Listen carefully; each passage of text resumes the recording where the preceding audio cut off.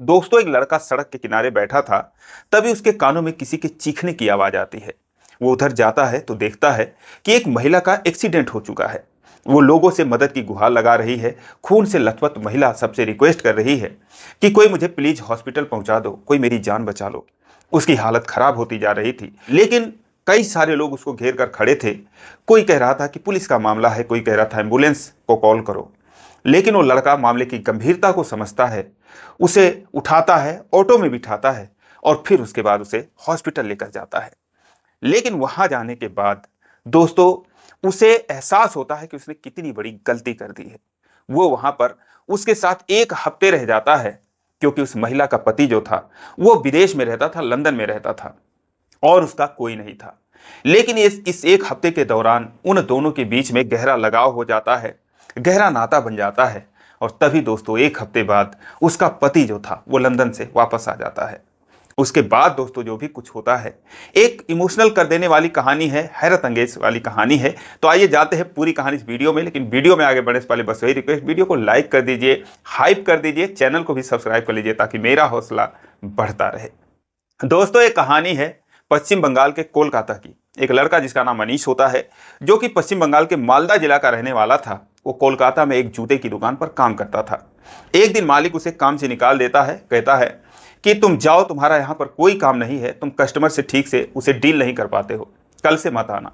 वो उसे हिसाब करके उसका जो 15-20 हजार रुपये हो रहा था अनीश को दे देता है। उसके बाद उसे भेज देता है। अब अनीश जो है इसी सब से परेशान सड़क के किनारे बैठा था। तभी यह घटना घटती है। बात है 16 अक्टूबर 2023 की। जब वो जाता है उधर तो देखता है कि जो महिला थी उसकी उम्र 30 साल की थी। उसका नाम गरिमा होता है। कोई एक्सीडेंट करके भाग चुका था, बुरी तरीके से घायल थी। उसकी कुर्ती जो है वो खून से सन जाती है। सारे लोग उसको घेरे खड़े थे। वो लोगों से कह रही थी मुझे हॉस्पिटल पहुंचा दो, मेरी जान बचा लो। लेकिन कोई उसके किनारे जाने को तैयार नहीं था। अनीस जो था वो एक ऑटो रुकवाता है और उसके बाद उसे उठाता है, गोद में ऑटो में बिठाता है। फिर अपने जेब से रुमाल निकालता है। गरिमा के सर पे गहरा घाव था, आंख के ऊपर, उसे बांधता है। उसके बाद हॉस्पिटल की तरफ ले जाता है। गरिमा चिल्ला रही थी। वो उसे ढांढस बता रहा था कि टेंशन मत लो, ठीक हो जाओगी, हिम्मत रखो। उसके बाद कुछ देर के बाद हॉस्पिटल पहुंच जाता है। ऑटो वाला उसे छोड़कर चला आता है। तुरंत इमरजेंसी वार्ड में उसे ले जाया जाता है। कुछ दवाइयाँ वगैरह मंगाई जाती हैं। दोस्तों, उसका 2-4 हजार रुपये तुरंत खर्च हो जाता है और उसके बाद फिर उसका इलाज चालू होता है।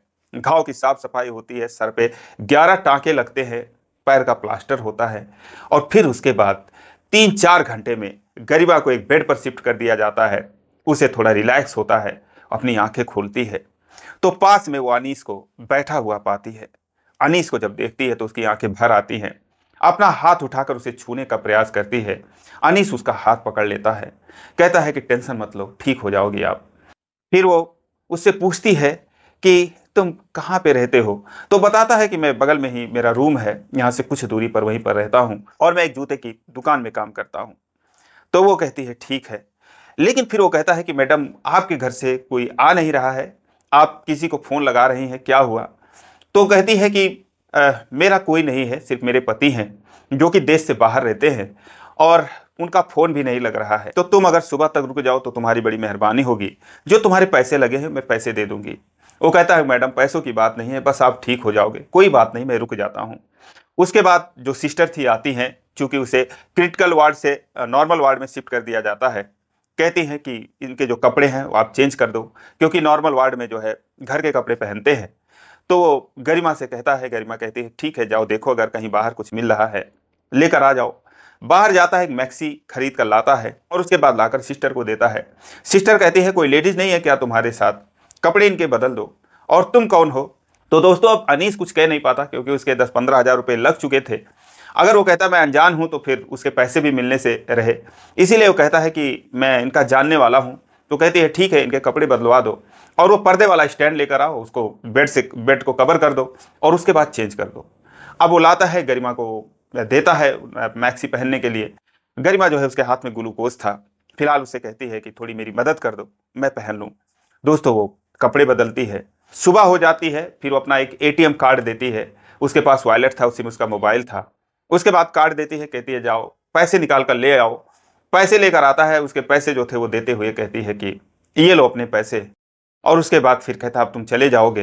तो कहता मैं सोच रहा हूँ कोई आ जाए उसके बाद जाऊँ, क्योंकि हर 5-10 मिनट में डॉक्टर जो है उनको मेरी ज़रूरत पड़ रही है, कभी दवा लाना है, कुछ इधर उधर से तमाम चीज़ें, ब्लड सैंपल ही लेकर जाना है, तो बहुत चीज़ें हैं, कोई आ जाता तब मैं जाता तो सही रहता। तो कहती है ठीक है तो रुक जाओ, मैं देखती हूँ कोई आ जाए। और मेरे पति का फ़ोन लग नहीं रहा है, अगर उनका फ़ोन लग जाता तो कोई इंतज़ाम कर देते। लेकिन दोस्तों, पति का फ़ोन लगा नहीं, उस दिन भी बीत गया, 2-3 दिन वहाँ पर बीत गए। इस बीच जो अनीस था वो गरिमा की सेवा में लगा रहा, उसको ब्रश कराता, उसके कपड़े चेंज करता, उसका मुँह पोंछता, हाथ-पैर सब साफ करता। एकदम से जैसे कोई औरत किसी औरत का सेवा कर सकती है, उस तरीके से अनीस कर रहा था। और उसकी मजबूरी थी और गरिमा भी उससे रिक्वेस्ट कर रही थी कि तुम रुक जाओ और रुक जाओ एक दिन। इस तरीके से वहाँ पर वो 3 दिन तक गरिमा की सेवा में लगा रहा। उसे बाथरूम वगैरह भी ले जाना पड़ता था व्हील चेयर पर बिठाकर। इस तरीके से सारा कुछ करता रहा, लेकिन जब 3 दिन बीत गए तो डॉक्टर आकर कहते हैं कि एक काम करो, इनको मैं डिस्चार्ज करता हूँ, घर लेकर जाओ, जब टाँके कटवाना होगा तो 1 हफ्ते बाद आ जाना। अब फिर वो एक ऑटो लेकर आता है अनीस, उसमें गरिमा को बिठाता है और फिर उसके बाद दोस्तों उसके घर पर लेकर जाता है। तो जब घर पर लेकर जाता है तो एक 7 मंजिला की बिल्डिंग थी, टॉप फ्लोर पर उसका फ्लैट होता है। 3 बेडरूम का एक फ्लैट था, एक बड़ा-सा एरिया था। जब अंदर घुसता है तो ऐसा घर उसने कभी देखा नहीं था। गरिमा से कहता है कि मैडम ये किसका घर है? कहती है कि मेरा ही घर है। तो कहता है कि आपके साथ और कोई नहीं रहने वाला? कहती है नहीं, मैं बस मैंने बोला कि मैं अकेली हूँ, मेरे पति हैं लंदन में रहते हैं, उनका कारोबार है। अब दोस्तों फ्लैट में पहुँचते हैं, उसे ले जाकर उसके वो बिस्तर पर लिटा देता है और उसके बाद वहाँ पर बैठ जाता है। तभी गरिमा के फ़ोन पर उसके पति का फ़ोन आता है, जो कि दूसरे नंबर से आता है। गरिमा फ़ोन उठाते ही रोने लगती है। कहता है क्या हुआ? कहती है मेरा एक्सीडेंट हो गया, ऐसे-ऐसे मैं मरते-मरते बची। भला वो एक आदमी का जो मुझे यहाँ तक ले आया, वरना मैं नहीं बचती। ऐसी-ऐसी हालत है, सारा कुछ बताती है। कहता है तुम चिंता मत करो और मैं जो है जल्दी आ रहा हूँ, 2-3 दिन में तुम्हारे पास आ जाऊँगा। उसके बाद फ़ोन कट जाता है। अब जो अनीस था उससे कहती है कि तुम और रुक जाते 2-3 दिन, क्योंकि मैं और किसी पर भरोसा नहीं कर सकती हूँ। तो कहता है कि अब जो भी काम है मैंने तुम्हारा जितना कर दिया और मुझे थोड़ा संकोच होता है, क्योंकि एक औरत का काम एक औरत ही कर सकती है। आपकी ऐसी-ऐसी हालत है। हॉस्पिटल था चलो चल गया, मैं घर पे कैसे करूँ? कहती है कोई बात नहीं, अभी तक तो तुम जो कुछ किए थे कोई पर्दा तो रहा नहीं। यहाँ भी कर दो, 2-3 दिन मेरी मदद कर दो जब तक वो आ जाते हैं। उनके आने के बाद जैसा तुम सोचना चले जाना। और तुमने इतना एहसान किया है, मेरी जान बचाई है, अगर तुम चले जाओगे तो फिर इतना थोड़ा-सा और कर दो। कहता है ठीक है। अब दोस्तों फिर वो रह जाता है। उसके बाद उस दिन से उसका दवा वगैरह टाइम टू टाइम देना, उसके बाद उसके लिए खाना बनाना, कपड़े धोना, सारा कुछ, मार्केट जाना, सामान लाना। लेकिन जब-जब अनीस काम करता था, जैसे किचन में करता था, तो वो भी जाती थी उसके पास किसी तरीके से व्हीलचेयर पर, चूँकि एक व्हीलचेयर था, तो उसी पर वो जाकर उसके पास बैठी रहती किचन में, वो कपड़ा धोता तो वहाँ जाकर वो बैठती रहती, उससे बातें करती। कभी-कभी अनीस के बारे में सोचती, जो कुछ उसने गरिमा के साथ किया था, तो उसके आँखों में आँसू आ जाते थे। उससे बोल भी देती थी कि अगर तुम नहीं होते तो शायद मैं नहीं बचती और तुम्हारा एहसान मैं ज़िंदगी भर नहीं चुका पाऊँगी। वो हँस के टाल देता था, कहता था मैडम बस आपकी जान बच गई, बस यही मेरे लिए बहुत कुछ है और मुझसे नहीं देखा जाता किसी का दुःख। फिलहाल जब 7-8 दिन बीत गए, तो दोस्तों फिर जो उसका पति था, वो लंदन से वापस आ जाता है। उसका नाम विनीत होता है। जैसे ही वो अंदर आता है, तैसे ही जो गरिमा थी वो फूट-फूट कर रोने लगती है और उससे सारी कहानी बताती है कि ऐसे एक कार वाला शायद था जो मुझे पीछे से ठोक कर भाग गया। वो तो मेरा नसीब अच्छा था कि मैं बच गई और अगर ये ना होते तो फिर भी नहीं बचती, क्योंकि सारे लोग वहाँ पर तमाशा देख रहे थे। एक यही थे जो मुझे उठाकर हॉस्पिटल लेकर आए और तब से लेकर आज तक शायद कोई महिला भी ऐसा नहीं करती, जितना इन्होंने मेरे साथ किया है। लेकिन अगर ये नहीं होते तो मैं ज़िंदा नहीं होती।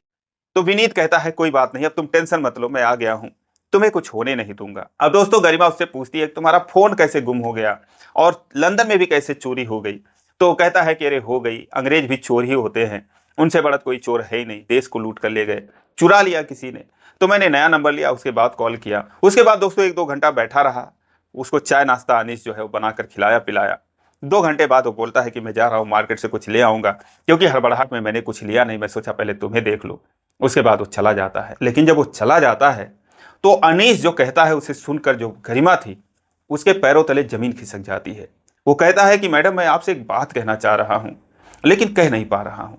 वो कहती है बताओ क्या कहना चाहते हो? वो कहता है कि मैडम जिस दिन आपका एक्सीडेंट हुआ था उस दिन मैंने इनको वहां पर देखा था। जैसे ये बात वो सुनती है हैरान हो जाती है। कहती है क्या बात कर रहे हो, तुम्हारा दिमाग सही है? ये तुम क्या कह रहे हो?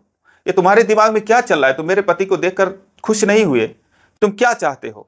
वो थोड़ी गुस्सा भी हो जाती है। वो कहता है नहीं मैडम, मैं सच कह रहा हूं, मैंने उनको वहां पर एक बार नहीं 2 बार देखा था। गरिमा कहती है, वो रोने लगती है, कहती है कि मैं तुम्हें ऐसा नहीं समझती थी, मैं तुम्हें अब तक दुनिया का सबसे अच्छा इंसान समझती थी, शायद अपने पति से भी अच्छा समझती थी। मैं अपने माँ बाप को सबसे ज्यादा प्यार करती थी। उसके बाद अगर मैं किसी से करती हूं तो मैं सच बताऊं, मैं तुम्हें मानती हूं, क्योंकि तुमने मेरी जान बचाई है। तुम्हारे जैसा कोई नहीं है। लेकिन तुम ये क्या समझ कर कह रहे हो? तुम्हारे दिमाग में क्या चल रहा है कि तुम क्या चाहते हो? क्यों तुम मेरे पति के बारे में ऐसा मेरे दिमाग में जहर घोल रहे हो? वो सन्न रह जाता, कहता मैडम मैं कुछ नहीं चाहता हूं, मैं तो बस जो देखा था वही मैं आपसे कह रहा हूं। मैंने इनको वहां पर 2 बार देखा था। एक बार तब जब मैं बैठा था, ये मेरे सामने से गुजरते हैं अपने एक दोस्त के साथ, और जब ये उधर भाग कर जाते तो मैं इनको ही देखकर इनके पीछे पीछे भागा हूं, क्योंकि आपके आज जो आपकी आवाज थी, वो रोने की आवाज मेरे कानों तक आ रही थी। तो मैंने सोचा हो ना हो कहीं कुछ एक्सीडेंट हो गया है, क्योंकि वो मोड़ पर था, मुझे दिखाई नहीं दे रहा था। और जब मैं वहां पर गया, आपको बहुत सारे लोग तब तक घेर कर खड़े हुए थे। ये भी जाते हैं तो दूर से भीड़ से ही आपको देखते हैं। और उसके बाद फिर मैं आपको उठाने में लग गया, आपको हॉस्पिटल लेकर चला आया। उसके बाद कौन कहाँ गया, ये कहाँ गए, मुझे कुछ नहीं पता। लेकिन मैं यकीन के साथ कह रहा हूं, मैंने इनको वहां पर देखा था। अब गरिमा दोस्तों ये सब सुन के रोने लगती है, उसके समझ में नहीं आ रहा था क्या कहे। वो कहती है कि तुमने मेरी जान बचाई है, तुम्हारा एहसान तो मैं जिंदगी भर नहीं भुला सकती, लेकिन ये तो जो तुम कह रहे हो, तुम मेरी नजरों से गिर चुके हो। वो कहता है मैडम मेरा यकीन करो, अगर वो आते हैं उनसे पूछ लो, अगर तुम्हें यकीन नहीं हो रहा हो। वो कहती है कि मैं कैसे यकीन करूं, अभी तो ये लंदन से आ रहे हैं और सारा कुछ मुझे पता है, तुम्हें क्या पता है? तो कहता है ठीक है मैडम, लेकिन मैंने जो देखा मैं वही कह रहा हूं। अगर मैं गलत हूंगा तो मुझे माफ कर देना, लेकिन मैं आपका बुरा नहीं चाहता हूं, ना मैं आपसे कुछ चाहता हूं, ना मेरे मन में कुछ चल रहा है। मेरा यकीन मानो, मैं आपके और पति के बीच में दरार नहीं पैदा करना चाहता हूं। मैंने तो बस आपके ऊपर दया खाकर आपके साथ ऐसा कुछ किया। वो उसको अपने पास बुलाती है, उसका हाथ पकड़ लेती है, उसके सीने पर सर रखकर रोने लगती है, कहती है अनीश तुम, मुझे यकीन नहीं था तुम ऐसा कहोगे, लेकिन ठीक है, अगर मैं तुम पर भरोसा कर सकती हूँ, अगर ऐसा कुछ है तो ठीक है, मैं पता लगाने की कोशिश करूंगी, लेकिन तुम उनसे कुछ मत कहना, मैं भी अभी कुछ नहीं कहूंगी। कहता ठीक है मैडम। उसके बाद दोस्तों जब विनीत आता है तो गरिमा उसको देखती है और शक की निगाहों से देखती है। इधर जो अनीस था उसे भी देखती है। अनीस बेचारा अपनी नजरें झुकाए अपने काम में लगा रहा। लेकिन दोस्तों जो अनीस कह रहा था वो गलत नहीं कह रहा था, वो सब सही था। क्योंकि जो विनीत था, 3 साल पहले गरिमा और विनीत की शादी हुई थी। अब जो गरिमा थी अपने माता पिता की इकलौती संतान थी। उसके पिता जो है सरकारी नौकरी करते थे। जब वो रिटायर हुए तो सारा कुछ, अपनी पुश्तैनी जमीन भी बेच दिए, जो सारा पैसा मिला था, तो अपनी सारी दौलत उन्होंने लगाकर गरिमा के लिए 2.5 करोड़ रुपए का फ्लैट खरीदा। और उसके बाद जो भी सारे पैसे बचे वो गरिमा के नाम उन्होंने जमा कर दिया। उन्होंने सोचा कि मेरी बेटी जहां भी शादी करेगी, जिससे भी करेगी, और सुखी रहेगी, हमेशा इसको कोई कष्ट नहीं होगा। लेकिन दोस्तों कोरोना आ जाता है और उसी में गरिमा के माता पिता की मौत हो जाती है। उसके बाद गरिमा अकेली हो जाती है और फिर उसके बाद सोशल मीडिया के जरिए विनीत से उसकी मुलाकात होती है। विनीत जो कि लंदन में अपना खुद को एक कोई सप्लायर बताता है किसी चीज का, लेकिन दोस्तों ऐसा कुछ भी नहीं था। वो एक जालसाज था। वो ऐसी लड़कियों की तलाश करता था जो कि अमीर घर की हों, तलाकशुदा महिलाओं की तलाश करता था जो कि अमीर हों, जिनके आगे पीछे कोई नहीं हो। फिर उन्हें अपने जाल में फंसाता था, उनसे शादी का नाटक रचता था और उनसे है 2-4 लाख, 10 लाख, 20 लाख, जिससे जितना होता था वो ठग लेता था। तो ऐसा वो 2-3 बार कर चुका था।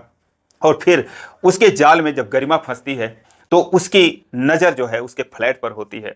कोर्ट मैरिज कर लेता है और फिर उस पर दबाव बनाता है कि ये जो फ्लैट है तुम बेच दो, चलो लंदन में वहीं पर रहेंगे, बिजनेस में पैसा लगाएंगे और जिंदगी भर ऐश करेंगे। लेकिन गरिमा कहती है कि नहीं, इस घर के साथ मेरी माँ बाप की यादें जुड़ी, मैं इसे बेच नहीं सकती।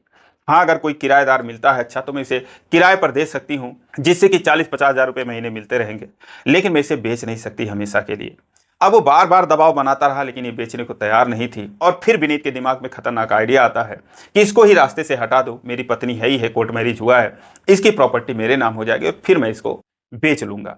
तो यही सोचकर वो लंदन में जरूर रहता था, लेकिन एक दिन पहले वापस आता है और फिर अपने एक दोस्त की मदद से, जब गरिमा जो है मार्केट जा रही थी कुछ लेने के लिए, पैदल ही जा रही थी, नज़दीक में ही मार्केट था, तो एक वॉलेट में बस 400-600 रुपये रखे थे, अपना मोबाइल रखती है और उसके बाद जा रही थी।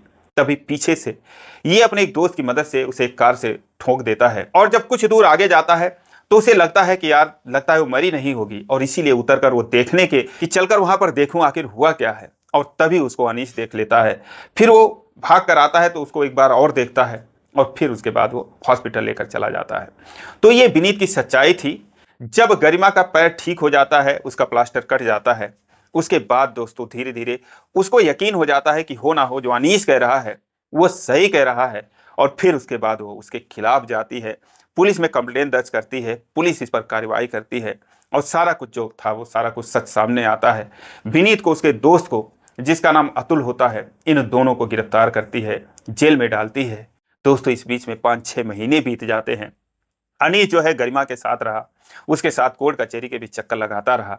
लेकिन जब सारा कुछ हो जाता है तो गरिमा जो है उसके कंधे पर सर रखकर फूट फूट कर रोती है, कहती मैं तुम्हें कितना बुरा समझ रही थी और वाकई में तुम कितने महान हो मेरे लिए, न सिर्फ तुमने मेरी जान बचाई, इसका क्या भरोसा आज मैं बच गई कल भी मार देता। दोस्तों सारा कुछ हो चुका था, 6 महीने बीत चुके थे। अब वो समय आ चुका था जब अनीश को जाना था गरिमा का साथ छोड़कर। वो गरिमा से कहता है मैडम अब क्या होगा, अब जा रहा हूं, मेरा काम खत्म हो गया। तो वो रोने लगती है, उसका हाथ पकड़ लेती है, कहती प्लीज मुझे छोड़कर मत जाओ, तुमने मेरी जान बचाई, अगर अब भी छोड़कर चले जाओ मैं मर जाऊंगी।